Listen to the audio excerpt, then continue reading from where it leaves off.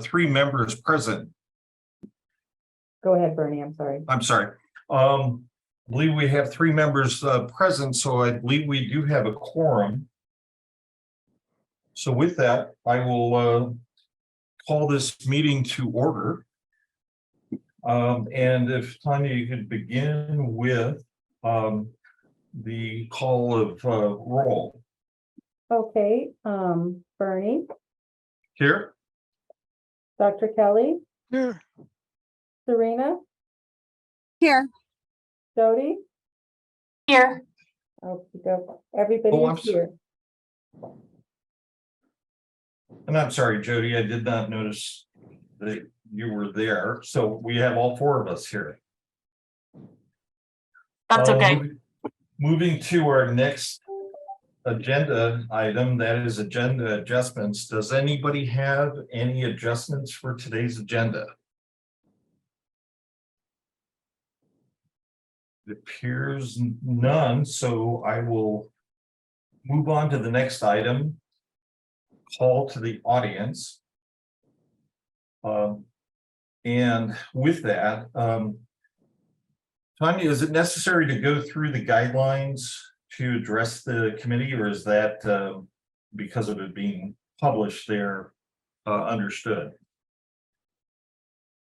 I think since we don't have any call to the audience right now, we do not have to. Okay. Meaning that we have no individuals who are looking to address the committee. I Correct. did not get any requests, no. Very well. All right, well, let's then move on to our next agenda item, which is to go into executive session for the purpose of discussing possible additions to the committee with the candidates who have applied for the committee. So if I could have a motion to, So moved. and if I can have a second then? Second. Dr. Kelly with motion and Jody with the second. I don't know if there's any discussion regarding this. If not, I will go straight to the item for approval or not. All those in favor. Jody, excuse me, Tanya, do we want to do this via the system or just audio? I was going to put the non-committee members into a waiting room, but I see that the webinar is not letting me. So what I did is I sent the committee members another Zoom link to go into executive session. So check your emails and go into that link. And Mr. Hernandez will stay in this meeting until we return. I think the question was whether Mr. Wiegand wanted people to vote on board docs. Is that right? That is correct. Well, we have to vote in order to go into executive session. So we have a motion from Dr. Kelly, a second from Jody, and so we need a vote. Correct, but what I'm asking is, are we going to do this via board docs or just an audio vote?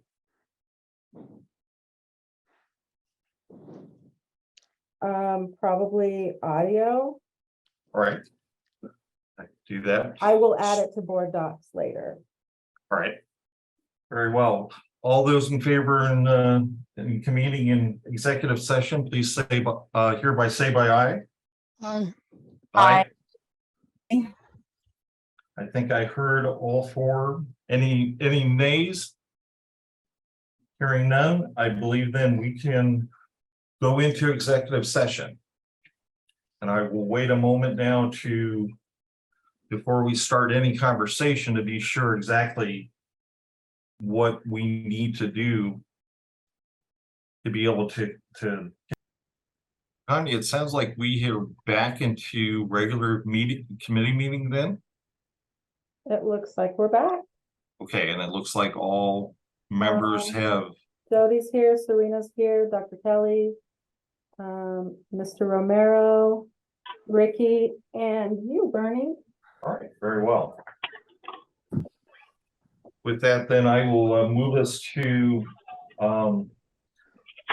the next agenda item, which is agenda 6.01, recommendation to the board of appointment of the to the audit committee of candidate number 1, Kevin Oberg. Do I have a motion?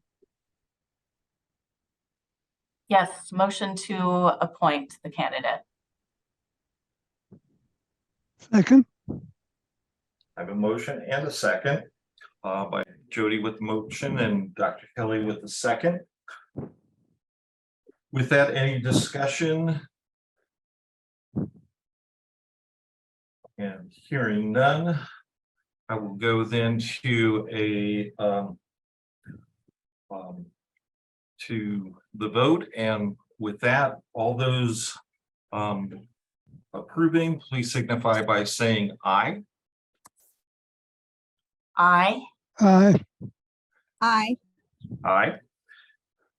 With 4 ayes, I will conclude there will be no nays. And that individual is recommended to the board for committee appointment. Moving to the next item, that is recommendation to the audit committee appointment of the second candidate, that being Ray Kavanaugh. Do I have a motion? So moved. Serena, second. You. I have a motion then by Dr. Kelly and a second by Serena.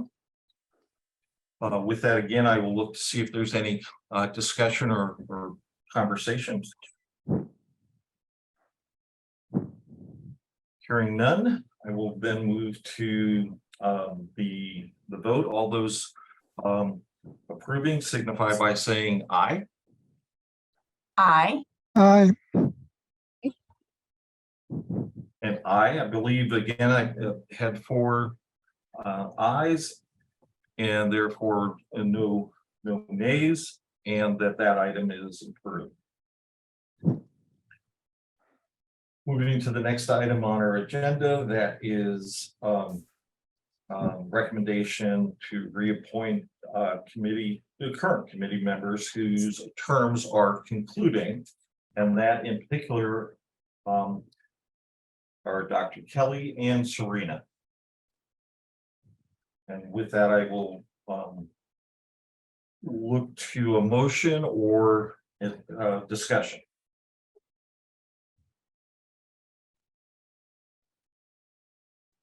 And along that way, I guess what I'd like to do is necessarily start off with saying that really appreciate that Dr. Kelly and Serena have been involved with the committee through this time. You know, I know, Serena, last meeting you'd mentioned that you were not looking to necessarily have reappointment, and I certainly understand and express my condolences and concerns for the things going on in your life and household. But if there's any way that we could otherwise maybe encourage you to continue on, I think you've been extremely valuable in what you've been able to bring to the committee during our time. Certainly during this time when we've been cast off to doing it in this fashion versus when we started, or when you started, and not long after I started, being that we could meet in person. And you know, that's just something, again, that, you know, I would do everything I possibly could do to encourage you to stay on and do what we can do to make that process as you know, comfortable and beneficial for you. I appreciate that, Bernie, and thank you for, bringing that offer up again. I continue to think about, with having my boys still in TUSD, wanting to continue to be involved with the committee. Just this time, I just find a lot that this time where life has brought myself and the family, and in a sense, opportunities and challenges and griefs. It's just kind of seeing where at this point in time do I need to mentally and emotionally put myself and my kids and now in this case my mom. So yeah, it's been really challenging. So I really appreciate it, and I the positive feedback that I received. It's very encouraging, because sometimes I know, or I speak for myself. I tend to jump into a lot of things because I want to get really involved, and sometimes I think, am I overdoing it? Am I not even making any difference? But it's nice to hear that. It's nice to receive all the feedback, the positive feedback. And I'm hoping maybe, as things kind of change for the family, as kind of we have a little bit of time, with the passing, unfortunately, with my dad, it's just been a really big take on the family and our hearts. So I'm hoping, I still have my boys. Actually, my oldest is going to go to high school next year, Tucson High. So I figure, what, I still I have a few years, and, if the opportunity comes along, with the committee again, or maybe something, just even, I stepped away from PTA this year as well. When my term was up, with my boys, from their elementary as they moved on to middle school. But I definitely do miss being as involved as I had been in the past. But no, thank you so much. And unfortunately, I do have to, decline to take on another term. I just think it's going to be fair for not only for myself and my family, but I think for the team as well. Just because as time has shown, a lot of my attention I've had to pull away for the family. So appreciate that. Very well. Well, certainly we would very much appreciate the opportunity for you to rejoin us at some time. And the likelihood is there'll be available space. And so we would look forward to having you back on the committee. You still obviously have a few months before that decision is absolutely necessary, but that's something that if there's anything again that we can do to make the process be something where this could be something you could accommodate, we'd appreciate the opportunity to do that for you. Thank you. And then beyond that, Dr. Kelly, I know you've certainly been one to add a great deal of history, background, understanding to the operational components of school the operations, the financial operations, so on. And so I definitely would encourage you to necessarily to seek reappointment. I have decided to throw my hat in for another 4 years. Very well. Well, just to be clear, it's actually, I believe, 3 years, but to seek an additional term is obviously appreciated. I don't recall in previous times that we've had this as a agenda item. I don't recall it when I've been up previously, and I'm in my second term currently, so that had happened once before. To that end, certainly it would be maybe helpful to the board that we had a motion to recommend reappointment for at least Dr. Kelly, and Serena, again, anytime you want to necessarily get word to the board that you would like to continue, I'm sure that could be that's how it worked for me, was that the the board's office reached out to me about reappointment. So you can necessarily reach to them for reappointment.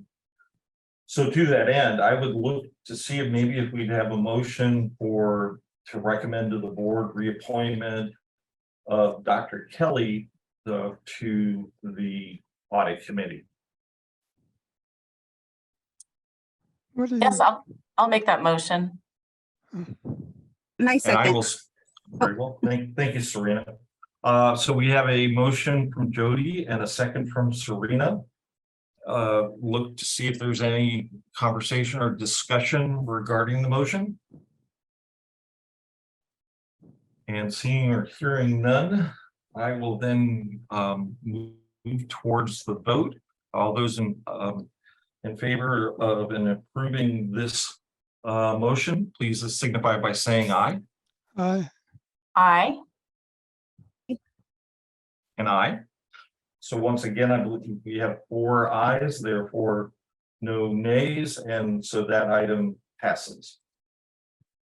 And that brings us to our next item on the agenda, which is the expenditure update.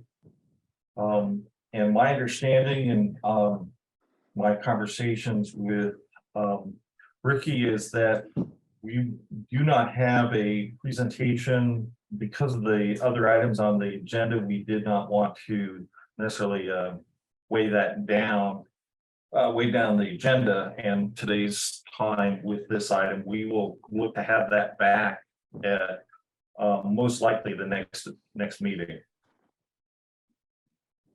So that brings us to, Excuse me, Bernie, you missed 6.04, the minutes. oh, I apologize. Yes, I did. So let me back up to 6.04 minutes of the February 17th audit committee meeting. I don't know if everybody's had a chance to review those minutes. But if I could have a motion for approval. so moved, I second. I have a motion from Dr. Kelly and a second from Serena.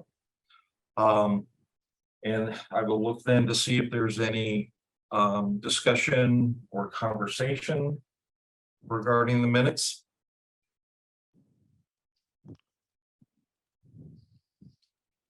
There appear to be none. With that, then I will look to go for a vote of the motion. All those in favor of the motion, please signify by saying aye. aye, Aye. And aye. So once again, we have 4 ayes, therefore no nays. Motion passes. And with that, of course, I just jumped over to the expenditure update and express how that will be tabled to another meeting. And that brings us to update and status report from the district's internal auditor, which of course is Martha. Can I please have that moved to after the 7:03? So that way they could go ahead and get their time back instead of having to go through my little presentation and then having to sit by it. I certainly see no problem with that. I don't think I need to necessarily get the committee to opine on that. So let's go ahead and do that and bring forward then our guests from Clifton Larson to discuss the annual comprehensive annual financial report and the uniform system of financial records presentation. Thank you. And I'm not sure, is that Lupita or Jose or both of you? Both of us. Both of us. Very well. Well, thank you for being here. I will let you go ahead and take the show. Great. Thank you, Mr. Chair. I'm Lupita Martinez. I'm a principal with Clifton Larson Allen out of Phoenix, Arizona. And with me today, I have Jose Martins, who is a manager in our Tucson office. And Jose has the presentation, I believe that was also sent to you. So we're going to go ahead with your permission and just go over the presentation. Mhm.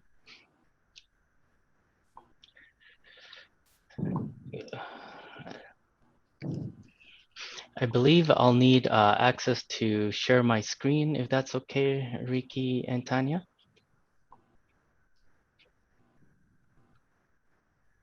You should have access, Jose. Okay.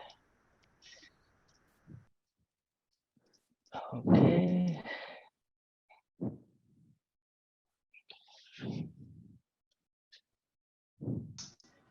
Okay, can everyone see that okay? So this is the audit results for the fiscal year ended June 30, 2022 for the Tucson Unified School District number 1. Next slide. So on our agenda today, we will go over the report on the audit of comprehensive annual financial reports for the year ended June 30, 22. We'll go over the required communications with governance. We'll go over the results of the USFR, and then we'll give you a status on the other reports.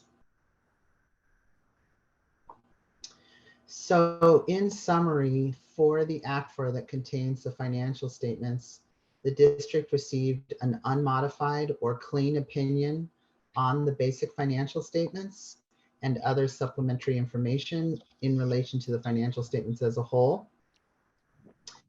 The district received a disclaimer of opinion on the RSI, which is the required supplementary information, and the other information, which includes the introductory and statistical sections of the ACFR.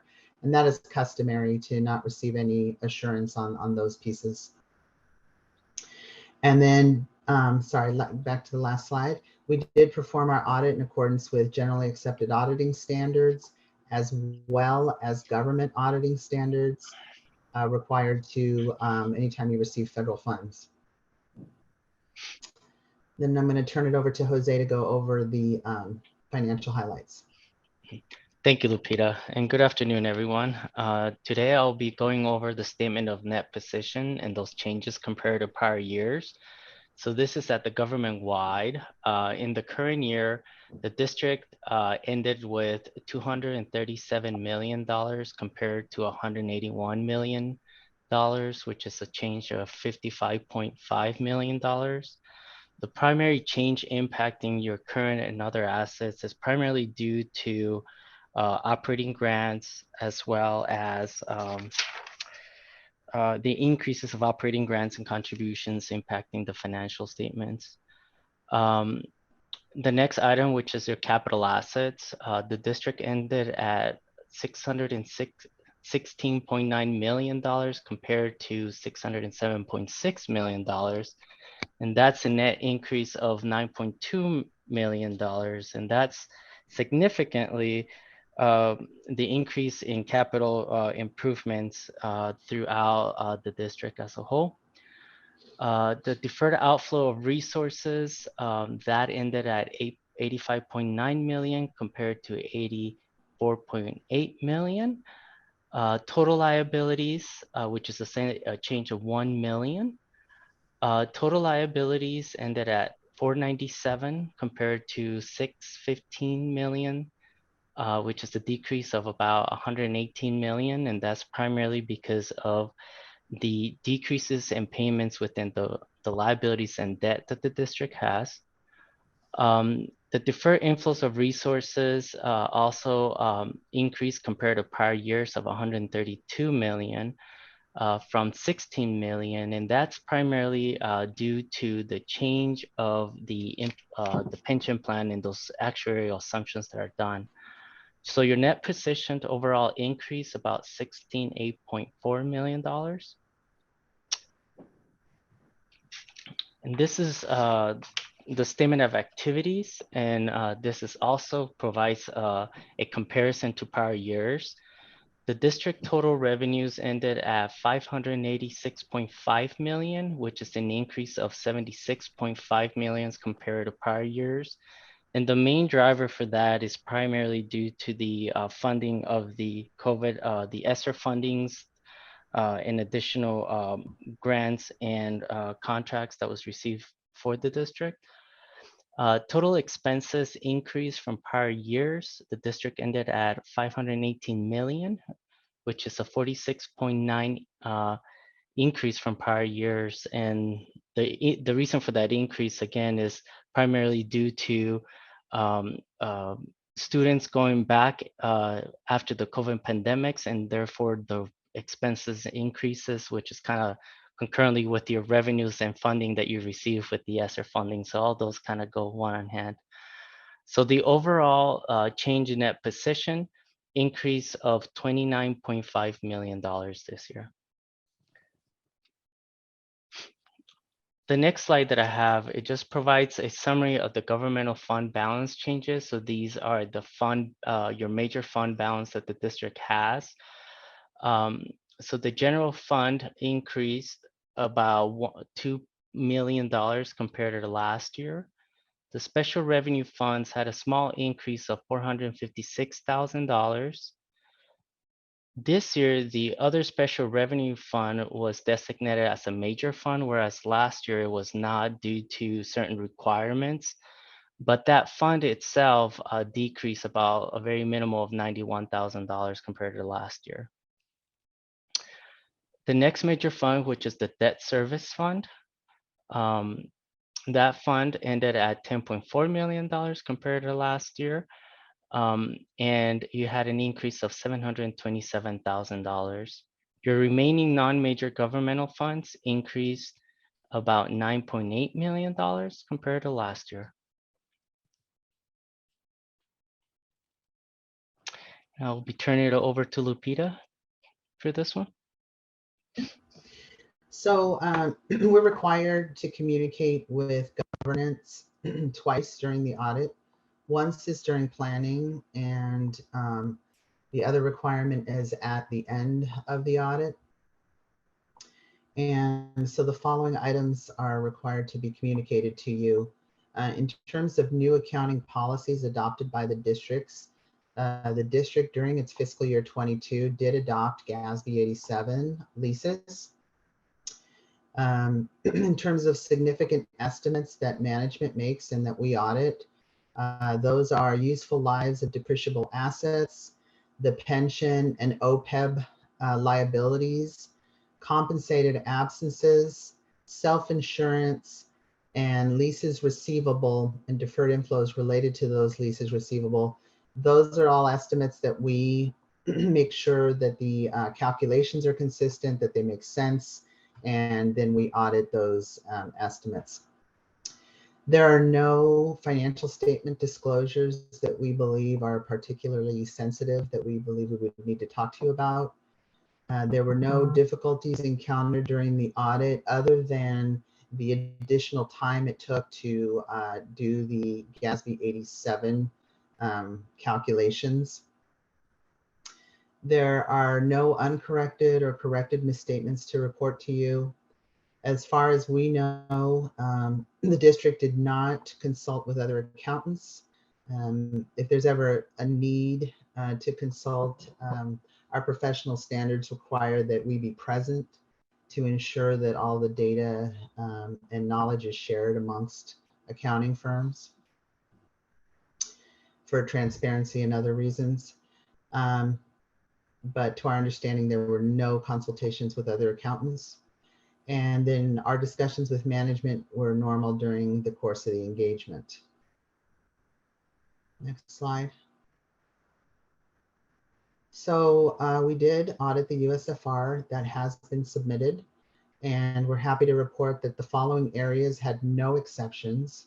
Governing board management procedures, no exceptions. Supplies and inventory, no exceptions. Travel and procurement had no exceptions. Transportation, general long-term debt had no exceptions. Accounting records, expenditures, credit cards, and P cards had no exceptions. and classroom site and record management had no exceptions. And Jose is going to take you over the sections that did have exceptions. Thank you, Lupita. The following areas we did encounter certain exceptions throughout these categories. The first item is budgeting. We did noted that the district uploaded the notice of public hearing and board meeting 7 days before the meeting. The standard is that the requirement should be uploaded 10 days before. I'm sorry, after the meeting, so it needs to be 10 days before. Under cash and reserves, we did, let's see. We did identify that 16 food service collections were not made in a timely manner. The requirement is that the timeliness needs to be less than 8 days. Under property control, we did identify that 4 out of 10 equipment items selected from the list, we were unable to locate or were not tagged. And also within the same category of property and control, the last inventory was taken in 2015. The requirement is that the inventory is required to be done at least every 3 years.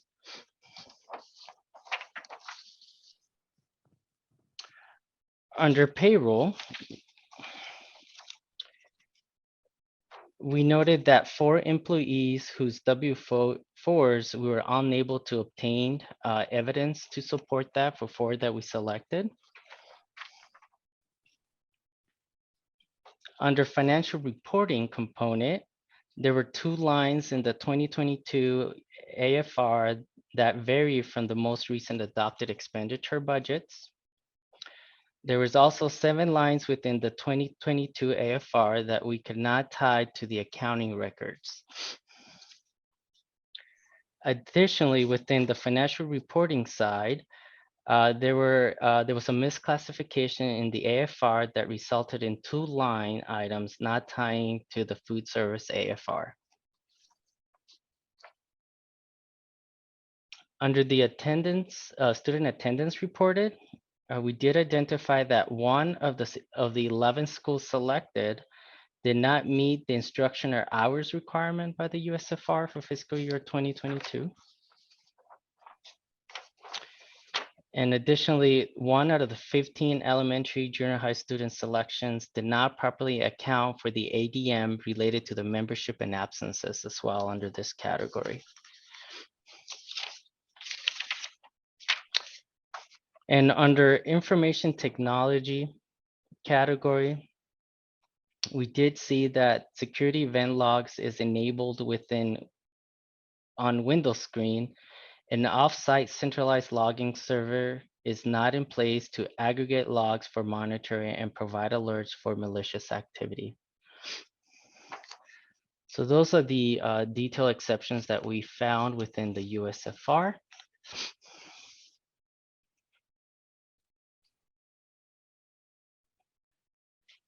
Question for you. Yes. With these findings in regards to FSFR, is there, I'm gonna presume that there's probably like an action plan to make corrections and a time frame, or is it just a recommendation? So these are observations that we communicated to management. I believe Ricky and his team will be working in mitigating those exceptions and reviewing those. Yeah, so for some of these, they are, I mean, they're basic fixes, basic issues that just need to be addressed. Some of these, you know, they came from my predecessor. So, you know, I'm gonna have to address them as best we can. There isn't really a formalized corrective action plan like you would have under a single audit instance, for example.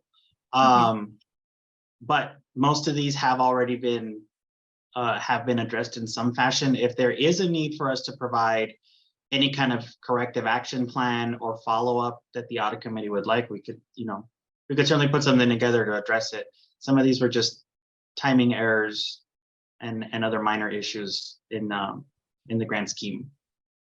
Yeah, and then it's just it's like they're doing all this work, and they're addressing and bringing these, what you're going to say, like you mentioned, these minor items to light, but at the same time just making sure that they're corrected, like the W-4s for employees. I think that's pretty straightforward. You get with those employees, have them fill out the W-4s, file them away. But it's just making sure, and it's curiosity and just following up in a sense that, yeah, they're something that not only were they pointed out, but yes, they're being, the corrective action is being taken care of on the back end. Okay, thank you. Can we go to the single audit slide? So the status of the other reports or deliverables, basically we wanted to talk about the single audit. That audit is complete. A draft of the report is now in Mr. Hernandez's hands, and we hope to issue mid next week. Next slide.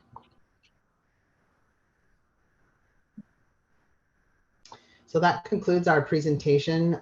Both Jose and my contact information is on this slide. If there are any other questions, we did want to commend Mr. Hernandez and his team for a very efficient audit. We know that there's, when there's a change in your top financial leadership, that sometimes things don't always go well, but in this case, I believe it did go well, especially given the GASB standard that was implemented. And we hope to continue the momentum and serve the district in the future. Are there any questions on the information we've gone over, or any of the reports that you have been provided? Appreciate that. This is Bernie Weekend. I do have one question in particular, and that has to do with the reduction in liabilities that I think has got the same connection to the deferred inflows increase, and that had to do with what sounded to be like a change in the pension liability. Can you clarify why we had such a significant, and what brought about that significant change in pension liability? Sure. Jose, do you mind bringing up the footnote for that one? Let's see. Let me.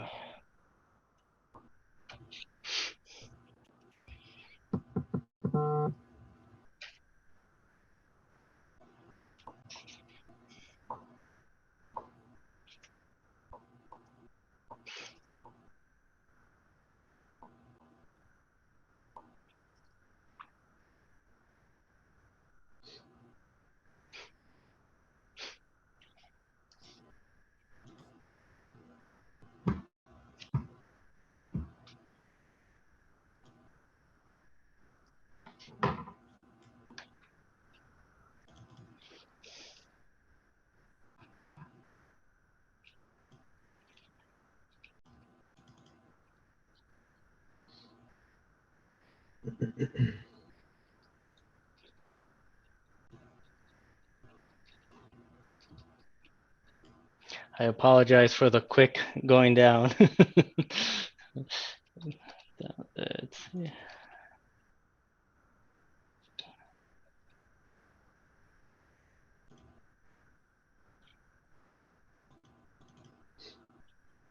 Okay, so here's the pension, Lupita.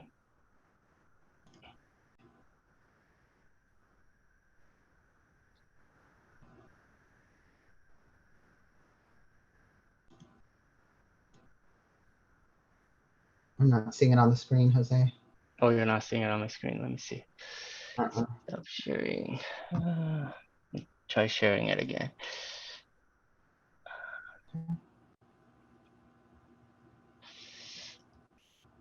Okay. All right, so let's start with the, okay, see how you have the, on the deferred inflows on page 69 of your ACFR? There's a, what's called a net difference between the projected and actual earnings on the pension plan investments. So that means that 98 million of that 112 million is because your investments didn't perform. Pension plan investments didn't perform. And so they're probably saying, okay, you need more of a liability to cover and fund your future retirement expenditures. That's all audited by, actually our firm, CLA, does the audit of this plan. And so that's it. I mean, we basically, it starts with an actuarial report. Then the plan itself is audited.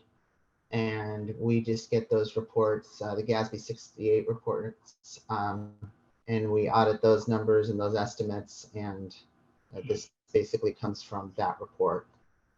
The other difference, 12 million of it, is the changes in proportion and differences between the district's contribution and the proportionate share of contribution. So what that means is, since this is a multi-employer plan,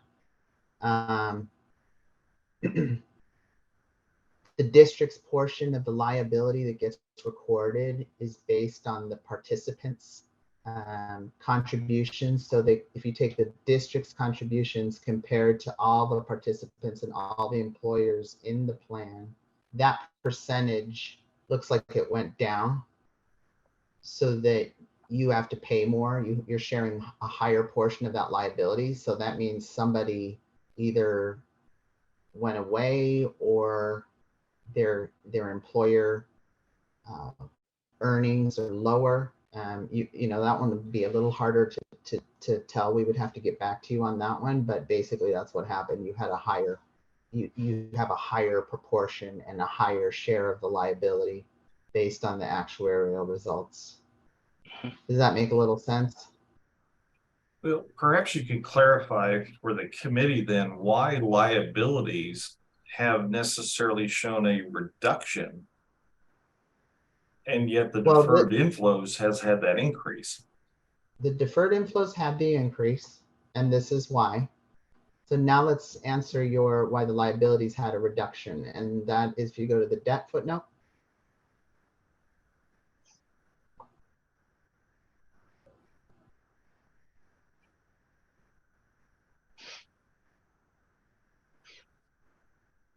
Okay, so right here, you had almost $26 million reduction in debt. Is it because of the unearned revenue? It says 26 million of that 110 million is because of the debt. And then go to unearned revenue.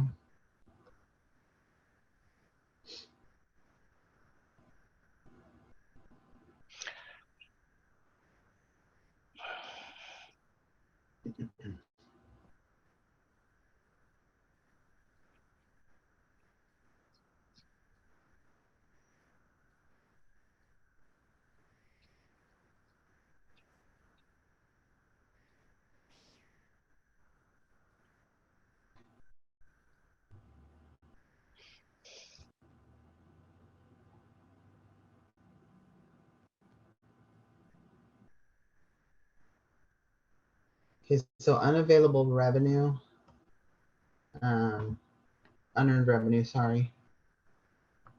Carries to the Get second page.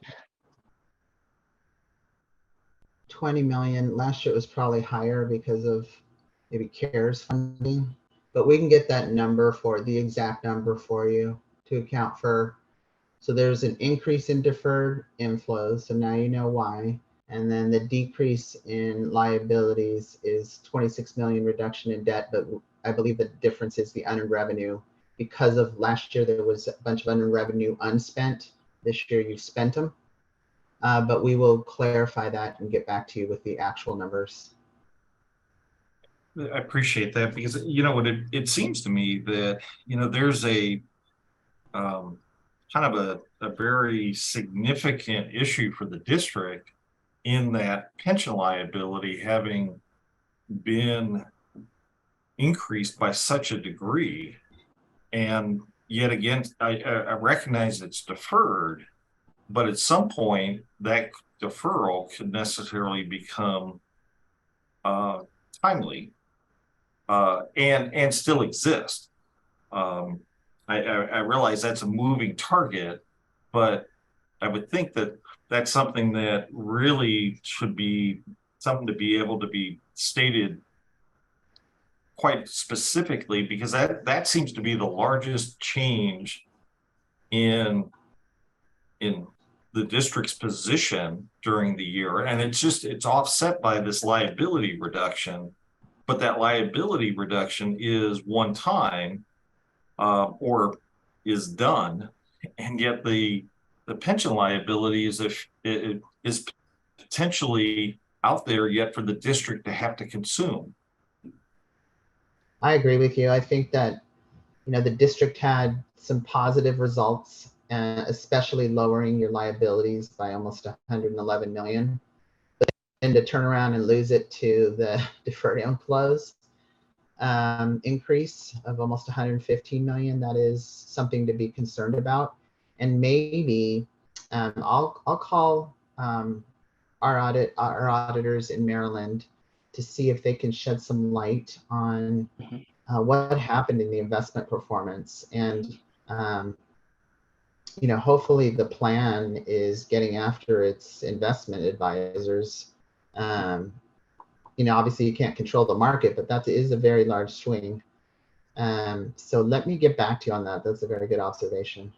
I think I'd appreciate that. And I think the board really should necessarily hear that as well. And I don't know where you're at in terms of presentation, if we're following that presentation. But if that's the case, then this maybe needs to come back to the board as well. Okay, that's a good idea. It's worth discussing and following up. All right, thank you.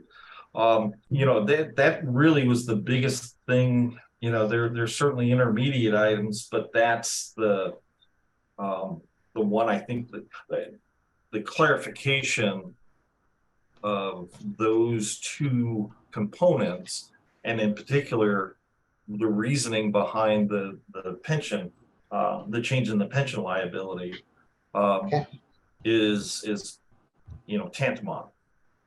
Sure. Why don't we come back with those two items, as well as that would give us an opportunity to present the final single audit report. I was going to say, certainly, excuse me for interrupting. So if you would necessarily add that or include that in your session, which I believe will be our next meeting, that it would be good to revisit this part as well. Yeah. All right. Very well. Any other comments or questions from the committee?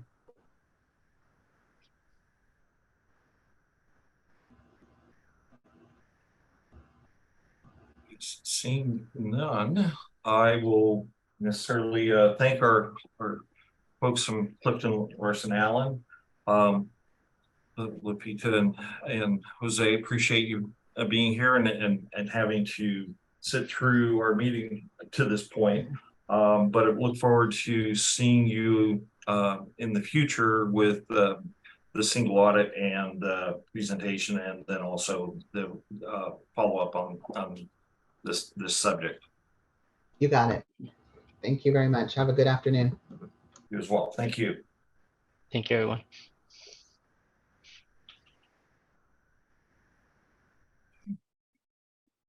And it looks like we're all back. And so now we'll travel back to our agenda item 7.02, the update status report from our internal auditor, Martha. Thank you, Bernie. Thank you very much for that adjustment. I greatly appreciate it. Oh, no, thank you. You're welcome. Tanya, can I please have share screen control? Yes, you have availability. Thank you. You're welcome.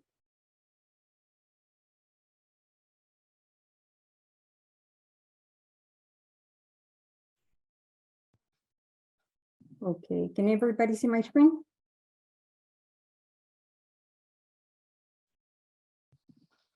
Yes, no? Anything? Yes. Okay, thank you. Okay, this is nothing new. This is a common presentation that I have on a yearly basis. This is also information that has been provided to each and every one of you, for exception of finance, I believe. Aside from that, every person in the audit committee, as well as the governing board and Dr. Trujillo, has received this information. And I normally start with the audit universe, which is in essence a catch-all list of potential audits. As you can see right now, I am at 261. That's never going to happen in my lifetime, but nonetheless, it's a live document. And what it is that it captures pretty much any potential audit that could be conducted by me or my predecessor, or hopefully eventually a team of auditors if we ever get to that point. But that's usually where I start, to just let you know that everything is being tracked. Right now, there's 261 audits. That includes the ones that have been performed up to date. After that, I usually go to the risk asset legend, which is states, and again, this is information provided for those people that are not 100% familiar with the process for internal audit. And the way that it works is that I take the audit universe and I put it through these two main categories, which is the impact and the probability. Each one of the impact and the probability are cut into or segmented into 5 little sections.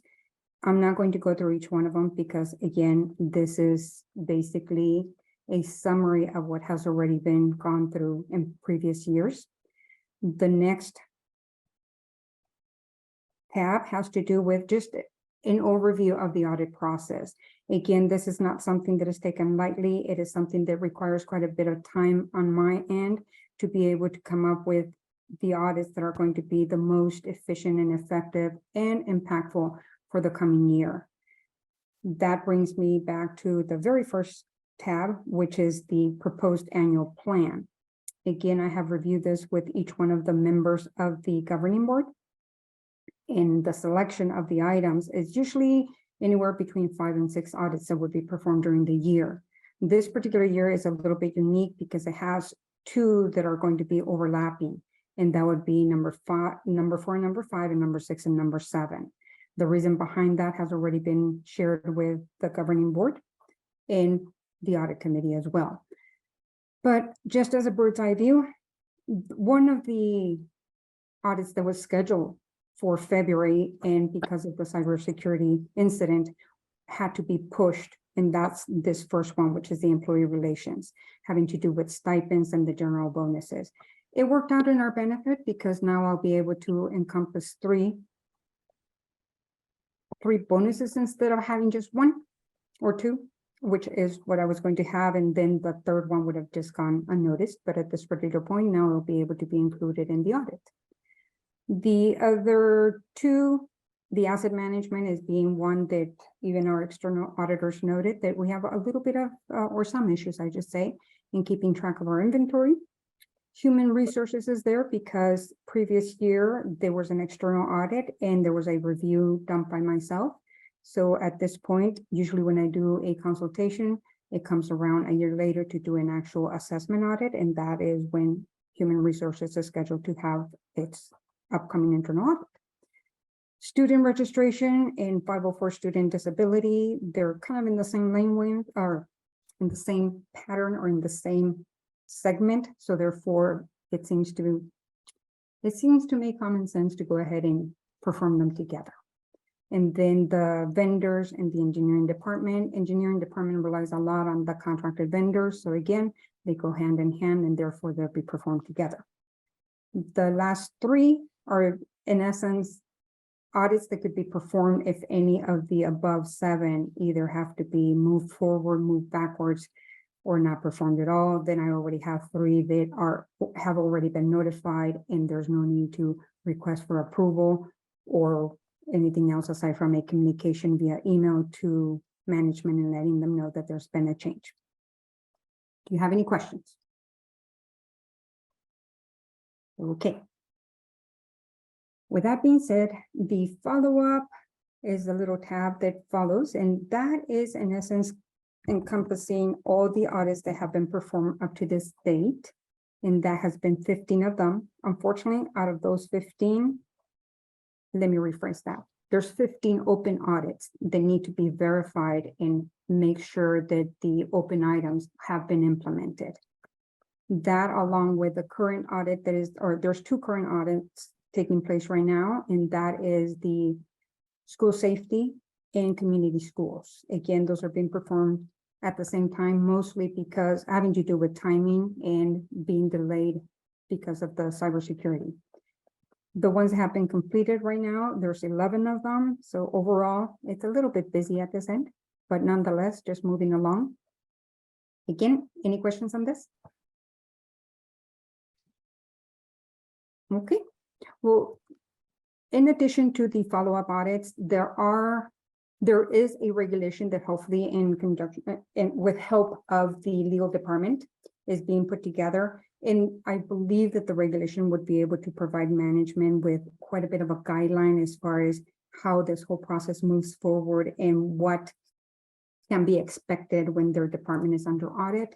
And the reason for the regulation, number one, is because it will enhance the current policy that is already in place. And secondly, to basically assist both of us, management and myself, in how to best communicate whenever we have open items and follow-ups and so forth. Any questions on that? Nope. Okay. The last item that I have is basically the completed audit that has already been performed. Again, I don't go into details whenever I finish an audit. This one had to do with the grants in the federal program. It was finished on May 1st of 2023. The information was shared with both management, audit committee, and the governing board. Do you have any questions on that? Wow, that was the fastest presentation I've ever made. So with no questions, I'll turn it back to you, Bernie. Thank you. All right, Martha, I guess I do have one question there. Sure. Relative to this audit. I'm not sure if I understand if the those the conditions that you identified during that audit, I believe there were 6 of them, Yes. has there been a response on those conditions, or am I mistaken as to where I'm supposed should be seeing that within the report? No, to answer your question, the responses, and if you go to the very last page, which is the conclusion, it will show that management requested to have those responses provided directly to the governing board and the audit committee, so I have not been privy to them. Okay, and have we done that, at least as a committee, been a party to a auditee's response to your findings? Not in my professional opinion. This has not been an issue at my level or with me anyway. However, I believe, again, that's where that regulation is going to come in quite handy as far as how to proceed and how to address it when somebody has an issue or doesn't agree with the findings. It'll be hopefully providing some guidance as far as how to proceed. But no, normally it should be communicated to the audit committee as well as myself, and it should be still meeting the deadline of when the responses were due, which was May 1st. Thank you for that question, by the way. And are they, am I mistaken that I thought I've seen in previous, I should have looked back to a previous completed examination, that there's the management's response to a finding? as part of that findings section? Normally, yes, whenever I finish a report, the management responses are included prior to that final report. However, when it's requested directly, it is something that it gets noted in the conclusion. And again, as stated, it is something that is not common for my professional experience, but it doesn't mean that it hasn't happened. It just haven't happened to me yet until now. Again, that is an extended courtesy because right now there is no regulation that it states or it provides management with any guidance as far as how to go about it.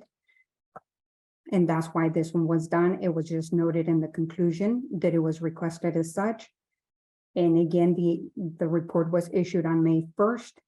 There was no provided deadline as far as when they were anticipating to provide the responses. I see. But you do have what is a common practice for that response, and that's the 10 days, is it not? The 10 days applies, yes, to the actual management responses. And again, if they contact me, as it was in this case, the day that they were due, and request for those to be provided to the audit committee and or the governing board directly, I really, at this particular time, we do not have anything in place to protect or request for that or any guidance whatsoever to provide management as far as, hey, this should still be done within the 10 business days. So I mean, that's more of a best practice, but not necessarily a, well, clearly from what you're saying, if there's not policy or procedure that obligates that the response within that time period. Well, right now, that is correct. Okay. But it is common practice to have a timeline, and the timeline is 10 business days. Sure, no, I understand. To that end, and hopefully I'm not getting ahead of this agenda item, but then should the committee then be agendizing that that response, you know, to be, if we're supposed to be the ones to receive the response, should we be agendizing that in a future meeting for receipt of that response? I would think that that would be only fair. The thing that is a little bit on the unfair, and again, this would come back to us not having a policy or regulation in place, is that everybody is held to the same standard. There is 10 business days to respond. Nobody should get more time than that, since it becomes non-equitable for anybody else that has abide by the 10 business days response. At this particular point, it's going on 3 weeks. So therefore, yes, I would think that it's a little bit on the unfair side. But again, because we didn't have anything in place that would shield us or guide management in how to go about this, and there was no time frame provided or received or requested, right now it's in limbo. But absolutely, you have the right to go ahead and state, hey, you know what, given that it's been this length of time, we would appreciate to have the responses within X amount of time. You definitely have that authority. Well, I guess I wasn't looking so much to stay within some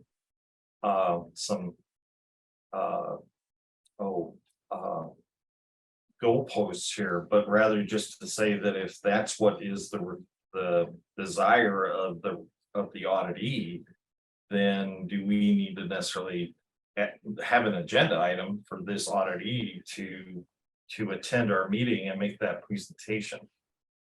And it seems like that would be the case. Maybe it would be when our agenda item would occur, it may be that they wouldn't be ready at that time and have some allowable ability to table the item. But that seems like what you've been, the request to you is that this auditee would make a presentation, make their presentation to the board and the committee. Well, the person that requested it is present, so he could address it if he likes. sorry, I didn't necessarily see who the auditee is. Mr. Hernandez. is the So one I'm requesting. here, Bernie. Okay, Um, so And- are and you, she's- Ricky, are you looking then to make a presentation to us at some point? If not, I understand this may not even be appropriate to bring into this agenda item because it's not perhaps agendized. But is so that what we're you're not, looking to do? no, we're not planning on providing the audit committee a presentation unless the audit committee would like to get one. We haven't heard about that, but we have, we have had communications with Mrs. Smith about her report. She submitted a report to us. Gosh, when was it? April 20th, I think is what I've got. So, and I responded on April 21st. I think it might have been earlier than that, but I responded on April 21st with several questions and comments and concerns to her report, to which I received that these were extensively discussed with Mr. Lanza. And that was essentially the response that I got. I understand that Mrs. Smith's, auditing is extensive. It's very, very detailed, which is fine. That is her prerogative, and that certainly can certainly put that together. But to provide a response that is reasonable to the magnitude of what she's trying to put into these reports within 10 days is also an unreasonable request on management. Without the capacity to say, here are the specific, again, these are concerns that have been relayed to Mrs. Smith and the superintendent and the governing board previously, is we need like specific information as to these specific items. Now, I did receive that specific information from Mrs. Smith. Let's see. I believe, well, actually, John Lanza, the director of grants and federal programs, received these on the 13th. He sent them to me on the 26th. And I've started reviewing these. There are dozens of line items in this report that for us to be able to properly respond to them in a way that we can say, we'll take corrective action on these, and these are the ones that we don't agree with, because obviously the experience that I have in writing management reports, responses to audits, is that we don't necessarily have to agree with the finding, and we can then dispute as to the rationale as to why. That's an extensive amount of work. To complete in 10 business days is not reasonable, considering the time of year, especially that we're in. I mean, it's not an excuse. The other part is I can't issue a response on my own without obviously talking to the superintendent beforehand, and he's aware of that. He is aware of me providing him a response so that he can review, and then he can essentially either revise, or it can tell me, go ahead and share this with the audit committee and the governing board. The only reason we're sharing it with you all is because the report is shared with you all. So we're only just saying, here's our management response to the same parties that are privy to the reporting. If I may intervene, this is the first time that I have ever had any request or any issues with the 10 business days. I have done extensive audits throughout the district. And again, this is the first time that management has come back stating that 10 days is not sufficient. I'm okay, and I have always been open to working with management and extending time if required, but it's not customary to go ahead and just do a carte blanche. I understand that perhaps there isn't precedent for that, but I could certainly understand that this circumstance would create the precedent. And I understand that possibly there could be the certain reasons for additional time being needed. What I was referring to, though, Ricky, is that in the report in the conclusion, in the last sentence to the conclusion, and this is on page 13 of the report, page 17 of 31 of the overall PDF, that it says that, that management has requested Dr. Trujillo's guidance, which I think is what you just were referring to, and will be submitting their responses, written responses, excuse me, to the governing board and the audit committee. And that's merely what I was getting at, is that is that statement correct, and therefore should we be agendizing this subject sometime into a future meeting to receive that response? So Ricky, that's the question that I'm trying to resolve. Right, yeah, and Bernie, I can't make that decision for you in terms of we're going to provide you a written response, just like it says. If you decide that you want us to provide some sort of, presentation or, or kind of questioning in an open setting like this, and the audit committee wants us to do that, we will certainly do that, because that's your prerogative to ask. That wasn't the plan. It's exactly what it's saying, is that we were going to submit written responses to you all. If you want this to appear in an agenda where we have an open public discussion about the findings versus our responses, I have no objections to that if that's what the committee would like to do. No, and I apologize. I misread that. I was thinking in terms of that was what you were going to do as a presentation to us. But I understand now what you're saying is you will provide to us, not unlike other things that come to us as individuals, through distribution to us as individuals of the committee, and that's what you're referring to. Yes, sir. Like. Got it. Right. I'm sorry, did I hear somebody else wanting to try to jump in there? It was just me. I was just going to ask if Mr. Hernandez had a time frame as far as when he anticipates this being a response. I don't want to necessarily, I know that was directed at, but I would say there's nothing to actually indicate a obligation or necessity to that. Certainly I understand that there's some, practice, common practice there, but this is seemingly got more involved to it. And I'm okay personally with waiting for that response when it comes. Okay, if you're okay with that, then that's fine. I'll just make a note on my notes and we'll proceed. I'm done with my section, so you could, I yield it back to you. Right. Thank you.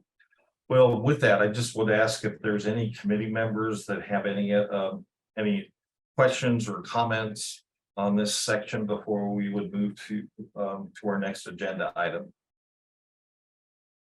Rena, I do have I guess comments, that question. So when we get the response in regard, the response from management, should the committee have any questions? Obviously, do we need to make that as an agenda to ask questions on there?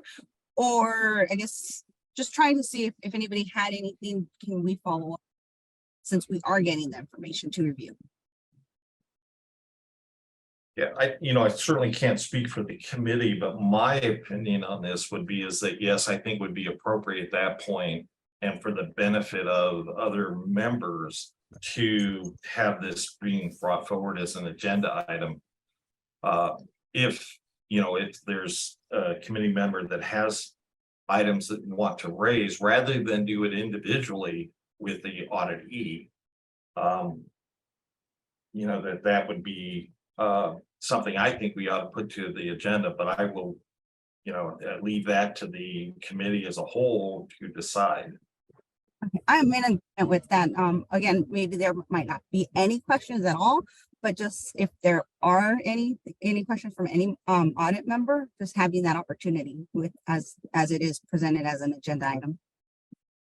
Certainly, I appreciate that. And I would suggest then that any member, the committee, if you do have questions or want to have an opportunity to have discussion regarding it, to let me know so that I can get it to an agenda of a future meeting.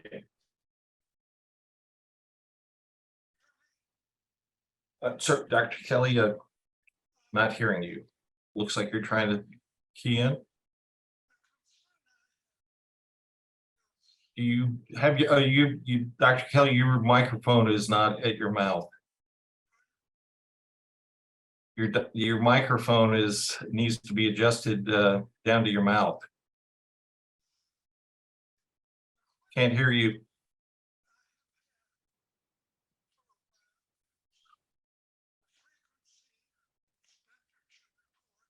Dr. Kelly, once again, we can't hear you because your microphone is up by your forehead.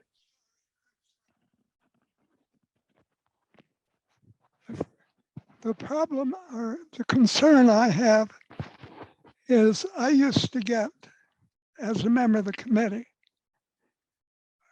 budget reports and expenditure reports. I saw on the agenda that they didn't have one for this meeting, and a couple of meetings ago, there was a report supposed to be at the meeting, but it wasn't, and it was excused. But I would like to see more consistency. I mean, we're an audit committee. We're supposed to look at those things, yet we don't get them in a adequate manner. And it kind of concerns me, because if I did that when I was on the reservation, I'd be going out the back door of the building and off the reservation. I look at those reports, I peruse through them,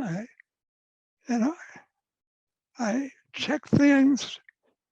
Well, Dr. That's Kelly, why I certainly understand your point on this. I would say that you want to maybe hold that item for our future audit or future committee items, but this is not really part of this agenda item.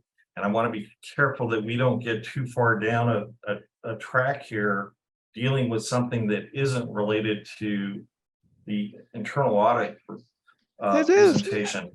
However, it is an audit item because the budget or the expenditure reports were listed on here, and that's what I'm talking about.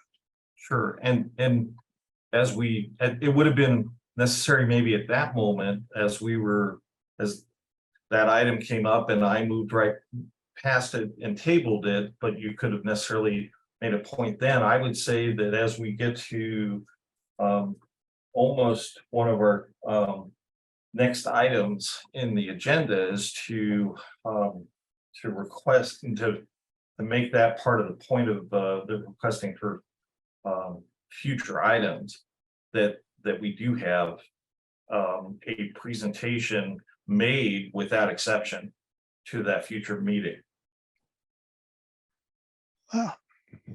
So with that, again, I would say, are there any questions or comments regarding the presentation or elements of the internal audit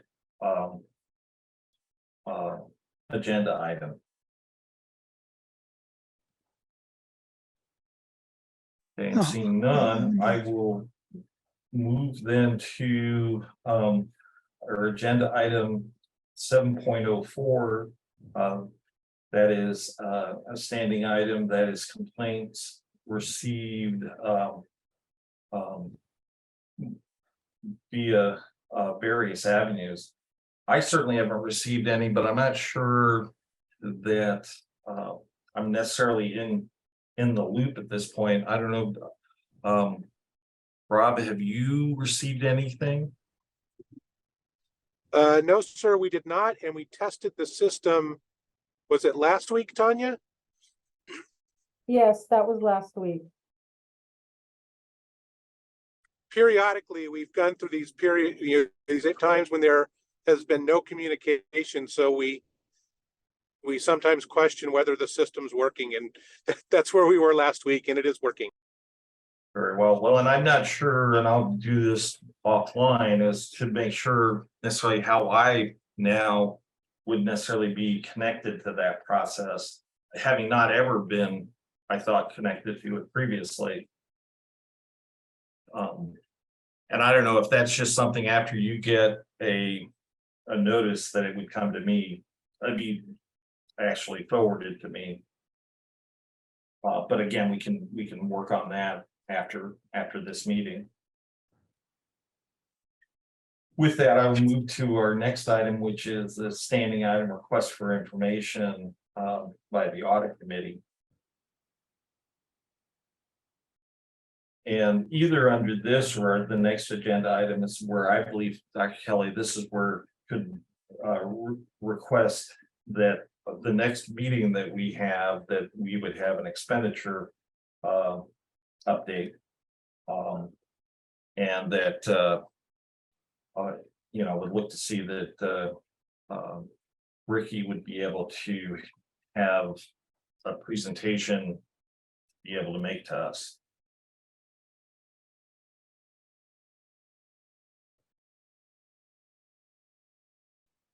Beyond that, I don't know if anybody has any items otherwise that would want to receive, you know, or have as part of that list or addition to that list.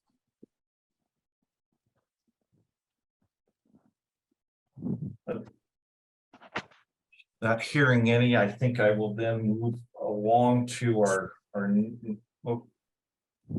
next agenda item. That being future items.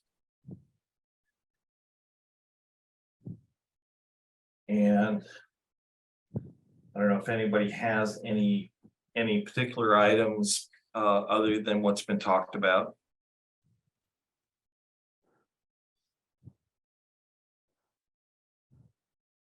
And hearing none on that, I will go ahead and move past that to our next item, which is the review and approval of audit committee future dates.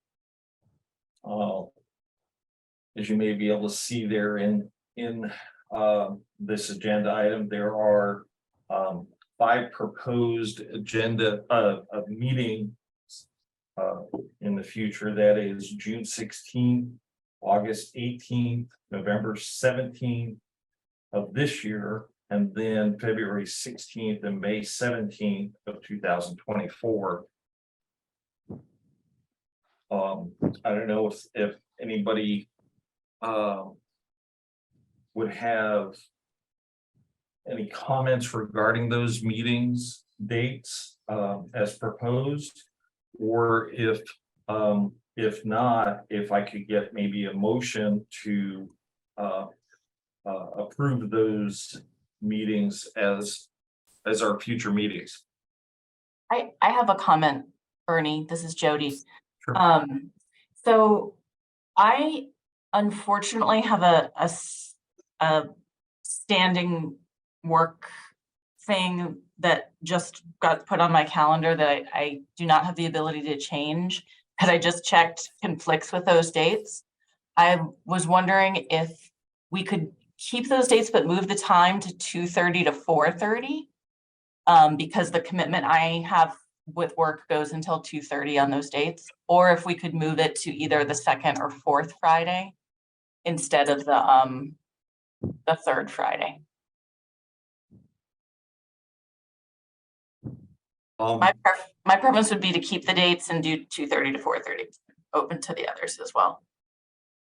And I guess that would be my preference as well, if you're good with that and good with that kind of schedule on those days, only because that's tended to be our cycle of schedule, meaning 3rd Friday.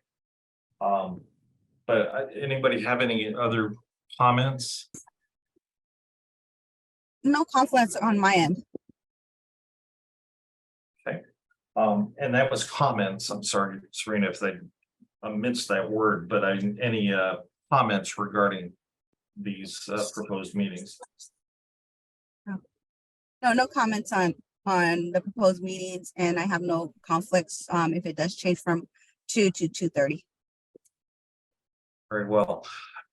Could I possibly then entertain a motion for adoption of these meeting dates with the meeting scheduled to begin at 2:30 on those days. Yes, I'll make the motion. Thank you. This is Jody. And do I have a second? I second that motion. Very well, thank you. I have a motion by Jody to approve the meeting dates as listed and to have them at 2:30 on those dates. And I have a second by Serena. Any discussion or conversation regarding that motion? Seeing none, I will then call for a vote. All those in favor, please signify by saying aye. Aye. Aye. Aye. And aye. Once again, we have 4 yeses, therefore no nays, and that passes. One other part of this agenda item was whether or not there'd be any other meetings dates, and I don't know if anybody has any preference or interest in any other dates, but I do want to make sure that I didn't overlook that part of the agenda item.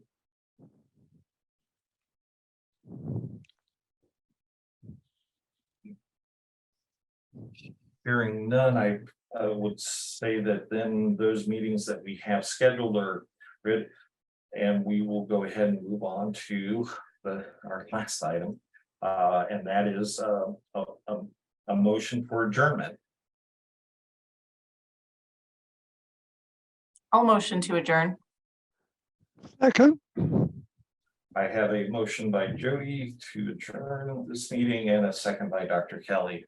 Any conversation or discussion regarding this item? Hearing none, I will then call for a vote. All those in favor of adjourning the meeting, please signify by saying aye. Aye. Aye. Aye. And aye. And once again, we have four ayes, therefore no nays, and this meeting is adjourned. Thank you for all being here. Thank you. Thanks, everybody. Thank you. Thank you. Thanks for Yeah. facilitating, Bernie. Bet. Thank you.